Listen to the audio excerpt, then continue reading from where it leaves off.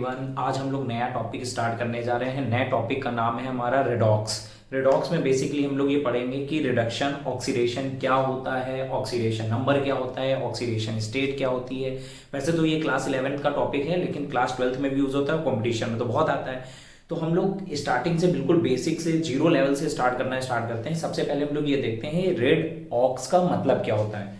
तो सबसे पहले हम लोग देखते हैं रेड ऑक्स का मतलब क्या होता है। तो रेड मीन्स अगर हम बात करें रिडक्शन, रेड मीन्स क्या होता है, रिडक्शन।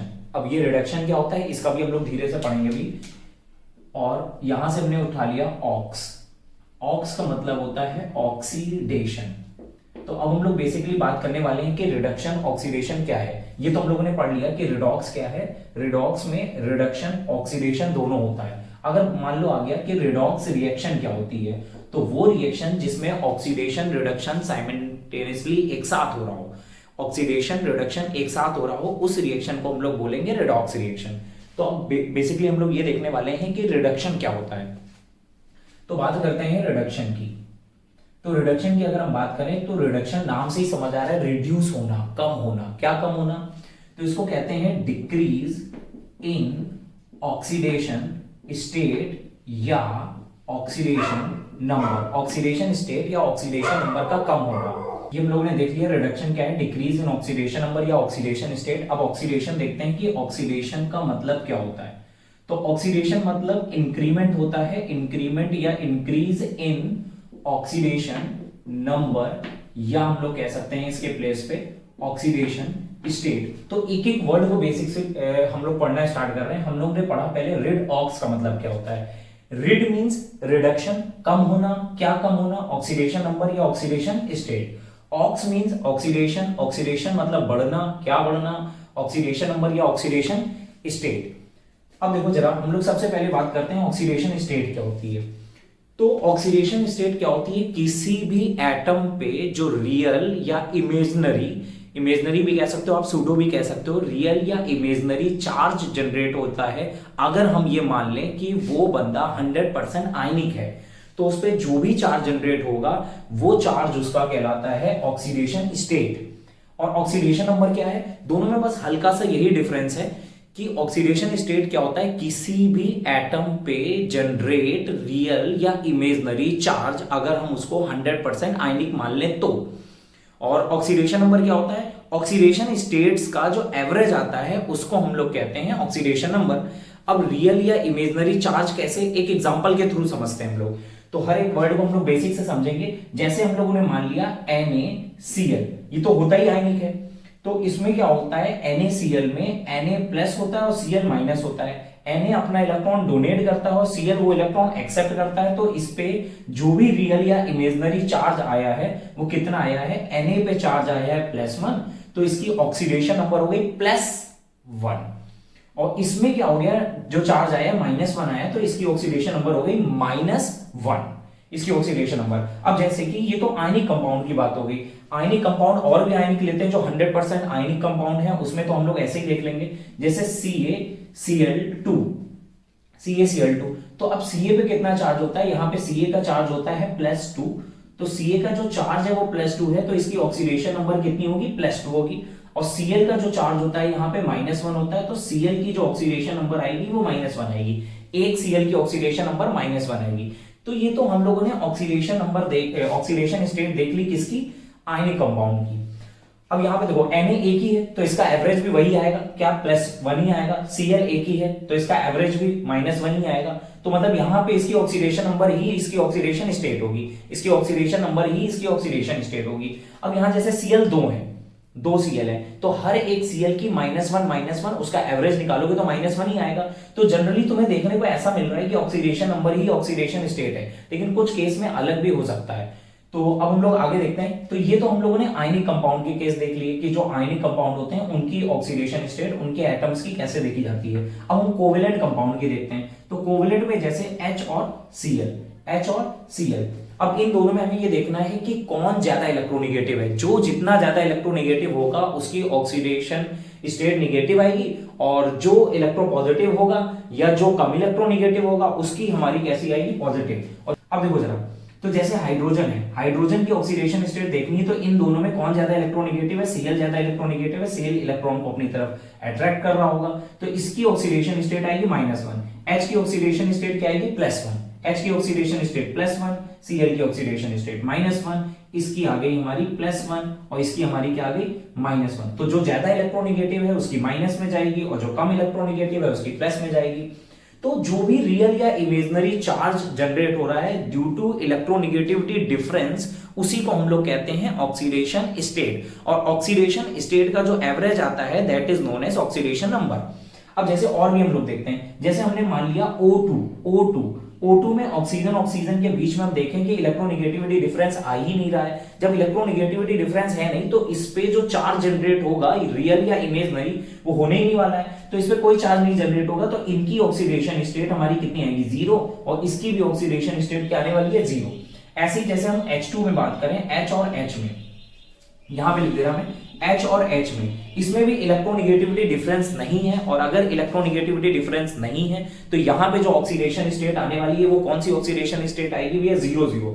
दोनों की ऑक्सीडेशन स्टेट क्या आएगी 0, इसकी भी 0 और इसकी भी ऑक्सीडेशन स्टेट क्या आएगी 0। तो बेसिकली ऑक्सीडेशन स्टेट हम लोगों ने समझ लिया। ऑक्सीडेशन स्टेट क्या है कि किसी भी एटम पर जो भी रियल या इमेजिनरी चार्ज जनरेट होता है, अगर हम उसको 100% आयनिक मान लें इलेक्ट्रोनेगेटिविटी डिफरेंस की वजह से, उसको हम लोग क्या कहते हैं ऑक्सीडेशन स्टेट। और ऑक्सीडेशन स्टेट का जो एवरेज होता है उसको हम लोग कहते हैं ऑक्सीडेशन नंबर। तो ऐसे देख लिया। अब जैसे H2O है, H2O,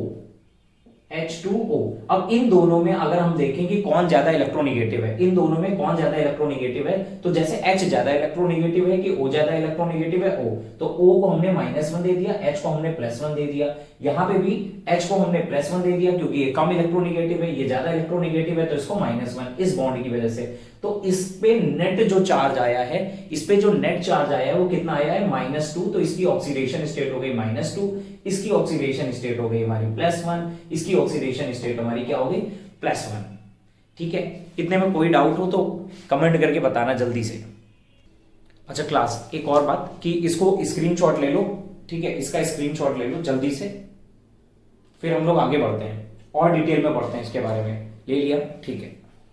तो बेसिकली क्या है कि हम लोग अभी थोड़ा बाद में पढ़ेंगे, लेकिन अभी हम बता दे रहे हैं तुम लोग को, जैसे रिड्यूसिंग एजेंट क्या होता है, ऑक्सीडाइजिंग एजेंट क्या होता है, ये क्या होते हैं। तो देखो एजेंट की अगर हम लोग बात करें तो एजेंट में देखो आप लोगों ने सुना होगा जैसे LIC एजेंट। LIC एजेंट क्या करता है, ज्यादातर दूसरे की LIC करवाता है, दूसरे की, ज्यादातर, सारी LIC खुद तो नहीं कराता ना, दूसरों की LIC कराता है, तो उसका नाम क्या पड़ गया LIC एजेंट, क्योंकि वो दूसरों की LIC करवा रहा है तो उसका नाम पड़ गया LIC एजेंट। जैसे सोप और डिटर्जेंट, क्लीनिंग एजेंट, क्यों कहते हैं उसको क्लीनिंग एजेंट, क्योंकि वो दूसरे को क्लीन करता है। सोप या डिटर्जेंट को क्लीनिंग एजेंट हम लोग इसलिए कहते हैं क्योंकि वो दूसरे को क्लीन करता है, ठीक है, इसलिए उसका नाम पड़ा क्लीनिंग एजेंट। ऐसे ही अगर कोई बंदा दूसरे को ऑक्सीडाइज कर रहा है तो उसका नाम हो जाएगा ऑक्सीडाइजिंग एजेंट, और अगर वो दूसरे को ऑक्सीडाइज कर रहा है तो खुद को रिड्यूस करेगा, खुद को क्या करेगा रिड्यूस, मतलब जो खुद का रिडक्शन करा रहा है उसका नाम क्या आने वाला है ऑक्सीडाइजिंग एजेंट। खुद का ऑक्सीडेशन तो दूसरे का रिडक्शन, और दूसरे का रिडक्शन तो रिड्यूसिंग एजेंट, क्योंकि नाम तो देना है किस पे, जो खुद पे काम कर रहे हो वो नहीं, जो तुम दूसरे पे काम कर रहे हो। अगर आप दूसरे को क्लीन कर रहे हो तो आपका नाम होगा क्लीनिंग एजेंट, अगर आप दूसरे को ऑक्सीडाइज कर रहे हो तो आपका नाम होगा ऑक्सीडाइजिंग एजेंट, अगर आप दूसरे को रिड्यूस कर रहे हो तो आपका नाम होगा रिड्यूसिंग एजेंट। तो अब देखो, जैसे जिस बंदे का रिडक्शन होता है, जिस बंदे का रिडक्शन होता है, मान लिया किसी का रिडक्शन हो रहा है, तो अगर वो खुद का रिडक्शन करा रहा है तो दूसरे का क्या कराएगा ऑक्सीडेशन, और दूसरे पे जो काम करते हो वही तुम्हारा नाम होता है, तो इसका नाम क्या होगा ऑक्सीडाइजिंग एजेंट। अब बेसिकली मैंने तुम्हें यह समझाने की कोशिश की है कि ऑक्सीडाइजिंग एजेंट कौन होते हैं। तो ऑक्सीडाइजिंग एजेंट कौन होते हैं, जो सेल्फ का रिडक्शन कराएं, दूसरे का ऑक्सीडेशन कराएं, जो कि इन्होंने दूसरे का ऑक्सीडेशन कराया इसलिए इनका नाम पड़ गया है ऑक्सीडाइजिंग एजेंट। अच्छा, ऑक्सीडाइजिंग एजेंट के साथ साथ इनको ऑक्सीडेंट भी कहते हैं। अभी इसी चैप्टर में हम लोग पढ़ेंगे ऑक्सीडाइजिंग पावर क्या होती है, ऑक्सीडाइजिंग नेचर क्या होता है, ये सारी चीजें भी कहां से आती हैं। अच्छा, ऑक्सीडेशन में देखते हैं। ऑक्सीडेशन मतलब कोई बंदा अपना खुद का ऑक्सीडेशन कर रहा है तो दूसरे का क्या करेगा रिडक्शन, और जो दूसरे पे काम करते हो वही तुम्हारा नाम होता है। तो अगर खुद का ऑक्सीडेशन कर रहे हो तो दूसरे का रिडक्शन करोगे, और दूसरे का रिडक्शन करोगे तो नाम हो जाएगा रिड्यूसिंग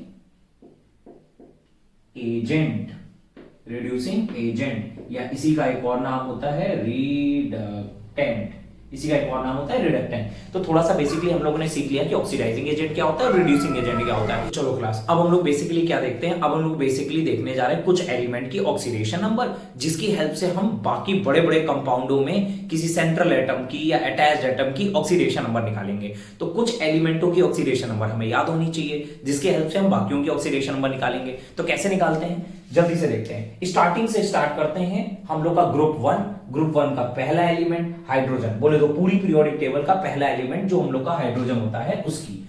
तो हाइड्रोजन की बेसिकली ऑक्सीडेशन नंबर +1 होती है, बट ये -1 शो करता है with only and only metals. मतलब कि अगर ये केवल और केवल मेटल के साथ जुड़ जाता है, अगर ये केवल और केवल मेटल के साथ जुड़ जाता है तो ये अपनी ऑक्सीडेशन स्टेट क्या शो करने लगता है, -1। क्या शो करने लगता है, -1। बेसिकली ये होता क्यों है कि तुम ऐसे समझो कि दो बंदे हैं, ठीक है, ये भी इलेक्ट्रोनिगेटिव है, ये भी इलेक्ट्रोनिगेटिव है और दोनों अलग है। तो अगर ये ज्यादा इलेक्ट्रोनिगेटिव है तो ये इलेक्ट्रोनिगेटिव रहना चाहता है, और अगर ये इलेक्ट्रोनिगेटिव रहना चाहता है तो ये बंदे को क्या बनना पड़ेगा, इलेक्ट्रोपॉजिटिव। तो ऐसे दो इलेक्ट्रोपॉजिटिव आ गए, तो जो ज्यादा इलेक्ट्रोपॉजिटिव होता है वो तो पॉजिटिव रहता है, लेकिन जो कम इलेक्ट्रोपॉजिटिव होता है वो क्या बन जाता है, निगेटिव। और ये रूल अगर आपको समझ आ गया है तो देखना जितने भी एक्सेप्शन होते हैं हमारे किसमें, इस चैप्टर में, वो बहुत जल्दी से समझ आने वाले हैं। मैं फिर से ये रूल लिख दे रहा हूं कि मान लो अगर आपके पास दो बंदे हैं और दोनों मिलके बॉन्ड बनाने वाले हैं, दो बंदे हैं, ठीक है, अगर दिख नहीं रहा मैं इधर बना दे रहा हूं,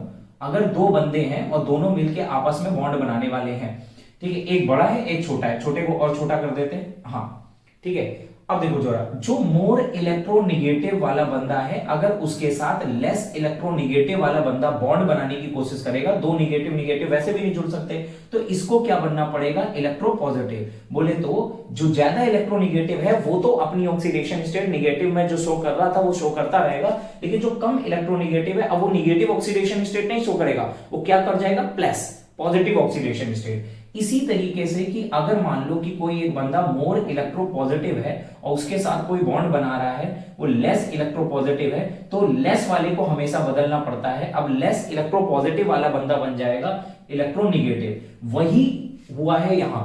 देखो ये ट्रिक है कि रिडॉक्स में कोई भी बंदा अपना अगर नेचर चेंज कर रहा है तो वो इसी वजह से चेंज करेगा। क्या, ज्यादा इलेक्ट्रोनिगेटिव के साथ कम इलेक्ट्रोनिगेटिव आ गया तो इलेक्ट्रोनिगेटिव ना रह के पॉजिटिव नेचर शो करने लगेगा, ज्यादा इलेक्ट्रोपॉजिटिव के साथ कम इलेक्ट्रोपॉजिटिव आ गया तो कम इलेक्ट्रोपॉजिटिव पॉजिटिव ना शो करके निगेटिव नेचर शो करने लगेगा। यही हुआ है हाइड्रोजन के साथ। हाइड्रोजन ने क्या किया है, जब मेटल आ गए, मेटल्स आर इलेक्ट्रोपॉजिटिव, मेटल बहुत ज्यादा इलेक्ट्रोपॉजिटिव होते हैं, तो हाइड्रोजन को पॉजिटिव नहीं निगेटिव नेचर शो करना पड़ा। जैसे एग्जांपल NaH, Na बहुत ज्यादा इलेक्ट्रोपॉजिटिव है तो हाइड्रोजन को क्या बनना पड़ा, निगेटिव। CaH2, LiAlH4, ETC, ऐसे बहुत सारे हैं, बहुत सारे। इन सब में क्या होगा, हाइड्रोजन की जो ऑक्सीडेशन स्टेट आएगी, हाइड्रोजन की जो ऑक्सीडेशन स्टेट आएगी वो हमारी कैसी आएगी, निगेटिव आएगी। थोड़ा सा बड़ा बड़ा मैं लिख दे रहा हूं, ये लिखा हुआ है LiAlH4, ये लिखा है CaH2 और ये लिखा हुआ है NaH। तो यहां H मेटल के साथ आया, H मेटल के साथ आया, H जो है वो बाकी मेटल के साथ आ रहा है, लिथियम एल्यूमिनियम मेटल के साथ आ रहा है, तो H की ऑक्सीडेशन स्टेट माइनस हो जाएगी। अब जो हमारे फर्स्ट ग्रुप के एलिमेंट होते हैं, जैसे हम लोगों ने ट्रिक से याद किया होगा, जिस भी ट्रिक से तुम लोग को याद हो, जैसे भी याद हो, ह ली ना की रूबी से फ्रेंड से, जैसे भी याद किया हो, तो ये फर्स्ट ग्रुप के हैं, तो इन सबकी ऑक्सीडेशन स्टेट हमारी कितनी होगी, +1। इन सबकी ऑक्सीडेशन स्टेट क्या होने वाली, +1। अब सेकेंड ग्रुप की हम बात करें, सेकेंड ए ग्रुप की, तो जैसे बेटा मांगे कार स्कूटर बाप राजी, या बेटा मांगे कन्या सुंदर बाप राजी, या बहुत सारे तरीके हैं इसको याद करने के, अलग अलग तरीके हैं, जैसे भी याद कर सकते हो आप। तो इन सबकी ऑक्सीडेशन स्टेट कितनी होगी, +2। ये सेकंड ग्रुप के हैं, इन सबकी ऑक्सीडेशन स्टेट कितनी होगी, +2। ये याद रखना है, बहुत काम आने वाले आगे। ऐसे ही जैसे थर्ड ग्रुप में बात करें बोरॉन और एल्यूमिनियम की, तो जैसे एल्यूमिनियम की ऑक्सीडेशन स्टेट कितनी होगी, +3, क्योंकि इसके लास्ट सेल पे 3 इलेक्ट्रॉन होते हैं, यार इजीली 3 इलेक्ट्रॉन डोनेट कर देता है और इसकी ऑक्सीडेशन स्टेट क्या हो जाती है, +3। यही काम ये लोग भी करते हैं, यही काम ये लोग करते हैं, इन लोग के लास्ट में 1 होता है, एक इलेक्ट्रॉन होता है, ये इलेक्ट्रॉन डोनेट करके अपनी +1 ऑक्सीडेशन स्टेट शो करते हैं। अब थोड़ा सा निगेटिव की तरफ आ जाते हैं। निगेटिव की तरफ F जो होता है दुनिया में सबसे ज्यादा इलेक्ट्रोनिगेटिव होता है, तो ये अपनी ऑक्सीडेशन स्टेट कभी नहीं बदलेगा, -1, हमेशा हमेशा -1। F के बाद जो आते हैं Cl, Br, I, होती तो इनकी भी -1 है, बट इनकी ऑक्सीडेशन स्टेट क्या हो जाती है, change with more electronegative element. ठीक है, ज्यादा इलेक्ट्रोनिगेटिव एलिमेंट के साथ इनकी ऑक्सीडेशन स्टेट चेंज हो जाती है। क्यों? इसी रूल के अकॉर्डिंग, इस रूल के अकॉर्डिंग। जैसे ये अगर कम इलेक्ट्रोनिगेटिव है, उसके साथ कोई बड़ा इलेक्ट्रोनिगेटिव आ गया तो इनकी ऑक्सीडेशन स्टेट बदल जाएगी। अब देखो जरा बेसिकली हम लोग बात करते हैं ऑक्सीजन की। ऑक्सीजन की नॉर्मली जो ऑक्सीडेशन स्टेट होती है वो -2 होती है। ऑक्सीजन की नॉर्मल ऑक्सीडेशन स्टेट -2 होती है, लेकिन ये कभी कभी -1 भी ऑक्सीडेशन स्टेट शो करता है। कब? जब ये पेरोक्साइड बनाता है। क्या बनाता है? पेरोक्साइड। अब ये पेरोक्साइड क्या होता है? ऑक्सीजन ऑक्सीजन से सिंगल बॉन्ड के थ्रू जुड़ा हो, तो ऐसे केस में इन दोनों ऑक्सीजन की ऑक्सीडेशन स्टेट -1 होती है। इसको हम लोग कहते हैं पेरोक्साइड। अगर ये सुपर ऑक्साइड बना रहा है तो इसकी ऑक्सीडेशन स्टेट होगी -1/2। सुपर ऑक्साइड क्या होता है? जैसे RbO2, ठीक है, RbO2 जैसे हो गया, CsO2 हो गया, ये सब यहां पे कितनी हो जाती है? -1/2। अच्छा, क्या ये कभी अपनी ऑक्सीडेशन स्टेट प्लस में शो करेगा? बिल्कुल शो करेगा। कब करेगा? ये इलेक्ट्रोनिगेटिव है ऑक्सीजन, और ये पॉजिटिव बन जाएगा जब इससे भी बड़ा कोई इलेक्ट्रोनिगेटिव इसके साथ आ जाएगा। और इससे भी बड़ा इलेक्ट्रोनिगेटिव कौन है? फ्लोरीन। तभी फ्लोरीन जब जब आएगा तो ऑक्सीजन की ऑक्सीडेशन स्टेट प्लस में बदल जाएगी। जैसे एग्जांपल, O2F2 में ऑक्सीजन की ऑक्सीडेशन स्टेट हो जाएगी +1, और OF2 में ऑक्सीजन की ऑक्सीडेशन स्टेट हो जाएगी +2। ETC ऐसे बहुत सारे केसेस हैं, बहुत सारे केसेस हैं, और भी प्लस के केसेस हैं, लेकिन बेसिकली हम लोगों ने इतना देख लिया। अब देख लेते हैं नाइट्रोजन की। तो नाइट्रोजन की बेसिकली ऑक्सीडेशन स्टेट -3 होती है, लेकिन कहानी वही है, चेंज हो जाएगी विथ किसके साथ? More electronegative element. अगर कोई इससे भी बड़ा इलेक्ट्रोनिगेटिव एलिमेंट आ गया तो इसकी ऑक्सीडेशन स्टेट माइनस से चेंज हो जाएगी।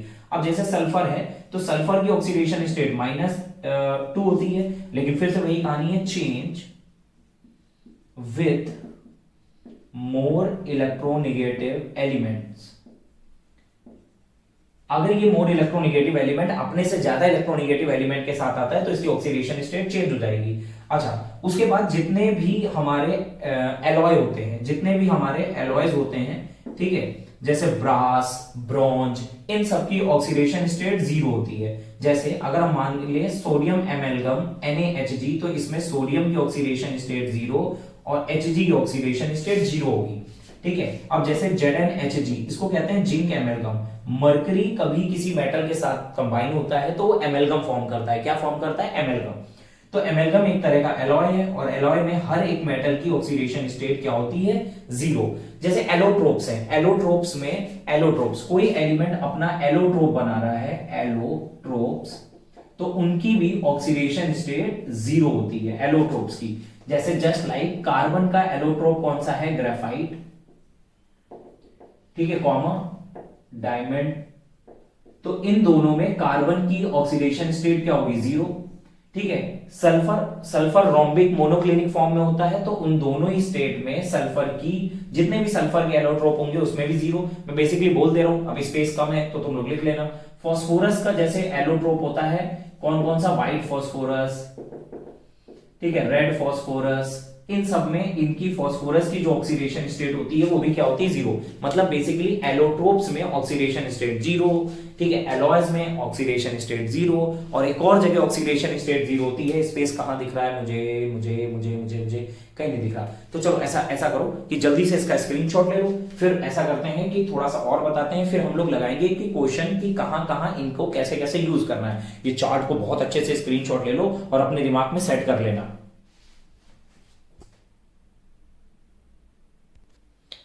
तो देखो, अब हम लोग ने रब कर दिया, हम लोग आगे बढ़ने जा रहे हैं।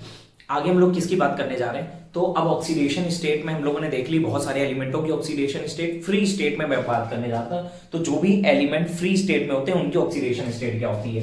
जैसे फ्री स्टेट होती क्या है?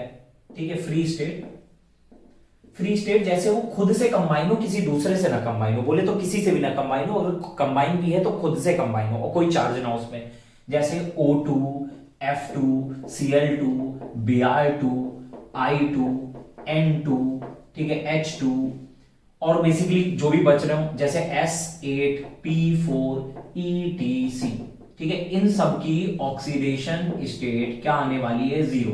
इनकी सबकी ऑक्सीडेशन स्टेट क्या आने वाली है?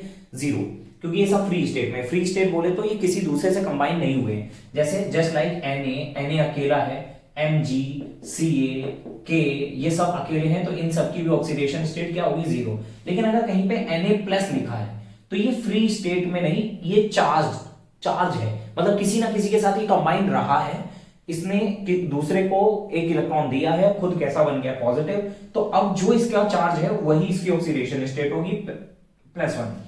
जैसे Ca+2 कहीं पे लिखा हुआ है तो इसकी होगी +2, अगर कहीं Cl- लिखा हुआ है तो इसकी -1।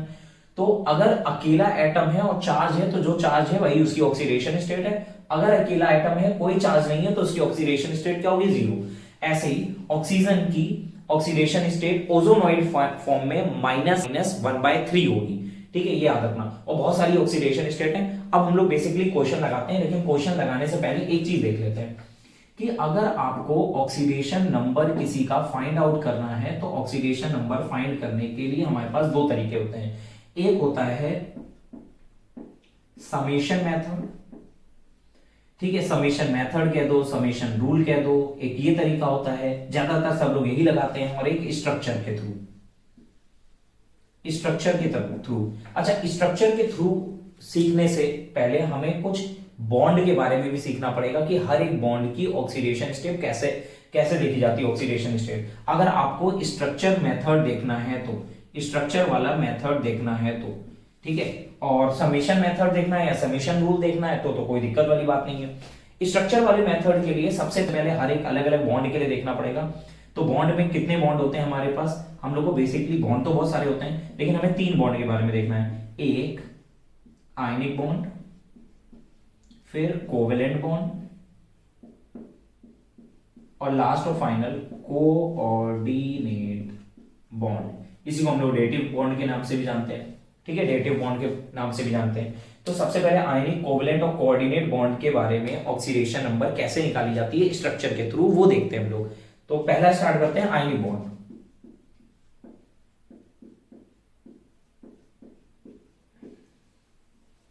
आयनिक बॉन्ड जैसे Na+Cl-, इनके बीच में आयनिक बॉन्ड बन रहा है, तो ये वाले बंदे की ऑक्सीडेशन स्टेट +1 हो गई और इस वाले बंदे की ऑक्सीडेशन स्टेट -1 हो गई। एक और एग्जांपल, Ca+2 और O-2, तो Ca की हमारी ऑक्सीडेशन स्टेट +2 हो गई और O की हमारी -2 हो गई। तो आयनिक बॉन्ड में जो आयंस हैं उनका जो चार्ज होगा वही उसकी ऑक्सीडेशन स्टेट होगी, ठीक है। अब हम आगे देखते हैं कोवेलेंट बॉन्ड में।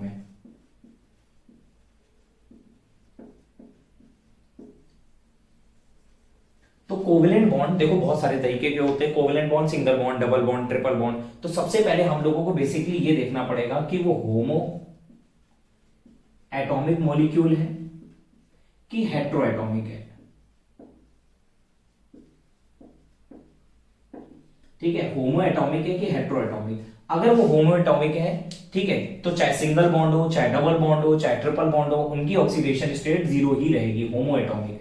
जैसे H या AA, ठीक है, या मान लो BB जिसके बीच में डबल बॉन्ड बन रहा हो, या CC जिसके बीच में ट्रिपल बॉन्ड बन रहा हो। अब इनमें इलेक्ट्रोनेगेटिविटी डिफरेंस है ही नहीं, तो इनकी ऑक्सीडेशन स्टेट कितनी आएगी? 0। इसकी भी ऑक्सीडेशन स्टेट 0, इसमें भी, इसमें भी, इसमें भी, इसमें भी, हर एक की ऑक्सीडेशन स्टेट 0 आएगी, क्योंकि इनके बीच में इलेक्ट्रोनेगेटिविटी डिफरेंस है ही नहीं, इलेक्ट्रोनेगेटिविटी डिफरेंस नहीं है, तो इनकी हर एक की ऑक्सीडेशन स्टेट क्या आने वाली है? 0। लेकिन अगर हेट्रो एटॉमिक है तो हम मान ले रहे हैं कि 2 एलिमेंट है, हेट्रो मतलब अलग अलग, एक A और एक B, और हम पहले एज्यूम करके चल रहे हैं कि electronegativity of A is greater than electronegativity of B। एक इलेक्ट्रोनेगेटिविटी ज्यादा है, तो इसमें भी भैया 3 केस बनेंगे। 3 केस कौन कौन से होंगे? जगह कम पड़ गई फिर से, ठीक है, तो मैं कहा बता दूं, इधर बता देता हूं, ठीक है, हेट्रो एटॉमिक के लिए मैं इधर बता देता हूं, इधर में, ठीक है, यहां पे दिखाई दे रहा है। तो हेट्रो एटॉमिक के 3 केस मैंने बना दिए, 3 केस, ठीक है। 3 केस कौन कौन से हैं? 3 केस, पहला सिंगल बॉन्ड, डबल बॉन्ड और ट्रिपल बॉन्ड, ठीक है, सिंगल बॉन्ड, डबल बॉन्ड और ट्रिपल बॉन्ड। ठीक है, सिंगल बॉन्ड, डबल बॉन्ड और triple bond, single bond, double bond, triple bond. अब हम सिंगल बॉन्ड को जब हम तोड़ेंगे, हमने क्या एज्यूम किया था, ए की इलेक्ट्रोनेगेटिविटी ज्यादा है, और अगर ए की इलेक्ट्रोनेगेटिविटी ज्यादा है तो ए पे कौन सा चार्ज आएगा, माइनस। तो इस पे आएगा -1, इस पे आएगा +1। जो ज्यादा इलेक्ट्रोनेगेटिव उस पे माइनस, ए को इलेक्ट्रोनेगेटिव माना है तो A -1 B +1। अब इसका बॉन्ड तोड़ोगे तो दो बॉन्ड तोड़ा है तो दो बॉन्ड शिफ्ट होंगे, तो इस पे -2, इस पे +2। ये ए की ऑक्सीडेशन स्टेट है, ये बी की ऑक्सीडेशन स्टेट है डबल बॉन्ड के केस में। अब यहां ट्रिपल बॉन्ड तोड़ा है तो इस पे क्या आएगा भैया, -3 और इस पे +3। ये हो गया हमारा कोवेलेंट बॉन्ड के लिए हेट्रोएटॉमिक का केस, कोवेलेंट बॉन्ड के लिए हेट्रोएटॉमिक का केस। देखो अगर हम बोर्ड लेवल पे बात करें तो बोर्ड लेवल पे ये बहुत जल्दी से टॉपिक खत्म हो जाएगा, लेकिन मैं कंपटीशन लेवल पे बात कर रहा हूं तो बहुत अच्छे से देखना कंपटीशन लेवल पे कैसे देखना है। एक एक बेसिक मैं बता के चलूंगा कि कंपटीशन लेवल पे कैसे। हाँ, हो सकता है किसी को लगे कि ये कंपटीशन का लेवल नहीं है, तो एकदम से एक झटके पे आप कंपटीशन पे कूद नहीं जाओगे, क्योंकि कंपटीशन भी मतलब होता है बेसिक। जिस बंदे का बेसिक अच्छा है वही कंपटीशन निकालेगा अच्छे से, और कंपटीशन लेवल आप तभी पहुंच पाओगे जब आपका बेसिक लेवल अच्छा होगा। तो सबसे पहले हम लोगों को क्या करना है, बेसिक अपना क्लियर करना है, फिर धीरे धीरे हम कंपटीशन लेवल अपने आप पहुंच जाएंगे। अब देखो जरा, अब हम लोग बात करते हैं कि हम लोगों ने आयनिक बॉन्ड में देख लिया, कोवेलेंट बॉन्ड में देख लिया, कोऑर्डिनेट बॉन्ड का केस देखते हैं। कोऑर्डिनेट बॉन्ड, तो कोऑर्डिनेट बॉन्ड का केस मैं ऊपर लिख दे रहा हूं यहाँ पे। ठीक है, कोऑर्डिनेट बॉन्ड के केस में हमें क्या देखना है, कोऑर्डिनेट बॉन्ड के केस में क्या देखना है, कैसे हम ऑक्सीडेशन स्टेट निकालेंगे। तो सबसे पहले कोऑर्डिनेट बॉन्ड में आपको देखो बेसिकली एक चीज पता होनी चाहिए कि कोऑर्डिनेट बॉन्ड किनके बीच में बनता है। तो एक डोनर होता है और एक एक्सेप्टर होता है। जो डोनर होता है वो स्टेबल होता है, ठीक है, और जो एक्सेप्टर होता है वो अनस्टेबल होता है विथ 2 इलेक्ट्रॉन। ठीक है, तो ये डोनर अपने लोन पेयर को उठा के इसको डोनेट कर देता है। ठीक है, अपने लोन पेयर उठा के इसको डोनेट कर देता है। ये कोऑर्डिनेट बॉन्ड की कंडीशन है। अब कोऑर्डिनेट बॉन्ड मान लो ए और ए के बीच बना हो, होमोएटॉमिक, ठीक है, या हेट्रोएटॉमिक का केस अगर इसमें देखें तो ए और बी, बी और ए, ऐसे 3 केस मैंने बना दिए। कितने केस बना लिए, 3 केस। और यहां पे भी मैंने वही कंडीशन लगा ली कि electronegativity of A is greater than electronegativity of B. Electronegativity of A is greater than electronegativity of B. अब देखो जरा, दोनों ही ए और ए है, तो जब इसमें बॉन्ड तोड़ोगे तो सेम इलेक्ट्रोनेगेटिविटी डिफरेंस है, तो आपके दिमाग में ये नहीं आना चाहिए कि इस पे 0 आएगा। बाकी तो जैसे अभी तक चल ही रहा था कि अगर सेम एटम है तो इसकी 0 होगी, सेम एटम में इसमें भी 0 इसमें भी 0, तो इसमें क्यों नहीं, क्योंकि यहाँ पे एक डोनर है, एक एक्सेप्टर है, एक इलेक्ट्रॉन डोनेट कर रहा होगा, ये इलेक्ट्रॉन डोनेट कर रहा होगा, ये इलेक्ट्रॉन एक्सेप्ट कर रहा होगा, तो कोऑर्डिनेट बॉन्ड के केस में इनकी 0 नहीं होगी। तो हम लोग यहाँ पे क्या करेंगे, जो इलेक्ट्रॉन डोनेट कर रहा है उस पे चार्ज आएगा हमारा +2, क्योंकि ये इलेक्ट्रॉन दे रहा है तो पॉजिटिव और ये ले रहा है तो ये माइनस। तो देखो ये हम लोगों ने बना लिया। अब यहां पे क्या है, बेसिकली ए इलेक्ट्रॉन डोनेट कर रहा है तो ए पे प्लस चार्ज आना चाहिए, लेकिन ऊपर एक कंडीशन लिखी हुई है कि ए इलेक्ट्रोनेगेटिव है। अगर ए इलेक्ट्रोनेगेटिव है तो ए पे चार्ज आना चाहिए निगेटिव, और यहां पे ये क्या कह रहा है कि ए डोनेट कर रहा है तो डोनेट करने वाले पे पॉजिटिव आना चाहिए। ये डुअल नेचर नहीं आ गया, दो अलग अलग नेचर। तो ऐसे केस में अगर ऐसा केस आ जाए कि ए बंदा जो इलेक्ट्रोनेगेटिव है वो कोऑर्डिनेट बॉन्ड के थ्रू इलेक्ट्रॉन को डोनेट करने लगे, तो उसमें उसकी ऑक्सीडेशन स्टेट 0 मानते हैं दोनों। ये स्पेशल केस है, बहुत अच्छे से याद रखना कि कोऑर्डिनेट बॉन्ड लगा हो और वो बंदा इलेक्ट्रॉन डोनेट कर रहा हो, कोऑर्डिनेट बॉन्ड लगा हो वो बंदा डोनर की तरह काम कर रहा हो, ठीक है, इलेक्ट्रोनेगेटिव वाला बंदा, तो ऐसे केस में दोनों की ऑक्सीडेशन स्टेट 0 है। अब ये क्या है, ये इलेक्ट्रोनेगेटिव है, ये इलेक्ट्रॉन ले रहा है, जो इलेक्ट्रॉन लेता है उस पर नेगेटिव चार्ज आता है, कोई दिक्कत नहीं। इलेक्ट्रोनेगेटिविटी की वजह से भी नेगेटिव आना था, लेने की वजह से भी नेगेटिव आना था, तो इस पे -2, इस पे +2। तो ये 3 केस हो गए। इन केस को याद रखना। ये वाला केस लोगों को कम समझ आता है, हो सकता है कम समझ आया हो, तो बस बेसिकली इतना याद रखना कि जो इलेक्ट्रोनेगेटिव एटम है उस पे नेगेटिव आना चाहिए, ठीक है। इलेक्ट्रोनेगेटिव ए है तो ए पे नेगेटिव आना चाहिए, बट यहां पे ये डोनर का काम कर रहा है और डोनर हमेशा कैसा होता है, पॉजिटिव, तो पॉजिटिव नेगेटिव दोनों नहीं आ सकता, तो ये क्या होगा, न्यूट्रल होगा। न्यूट्रल बोले तो 0 ऑक्सीडेशन स्टेट। आज हम लोगों ने ऑक्सीडेशन नंबर क्या होती है, रिडक्शन, ऑक्सीडेशन, रिडक्शन, ये सब सीख लिया। कौन सी किसकी एलिमेंट की कितनी ऑक्सीडेशन होती है, बेसिक सारा सीख लिया। अब नेक्स्ट क्लास में हम लोग सीखेंगे कि ऑक्सीडेशन नंबर निकाली कैसे जाती है। आज हम लोगों ने डिटेल सीख लिया। नेक्स्ट राउंड में बहुत सारे क्वेश्चन लगवाने वाले हैं, तो नेक्स्ट वीडियो जरूर देखना। ओके।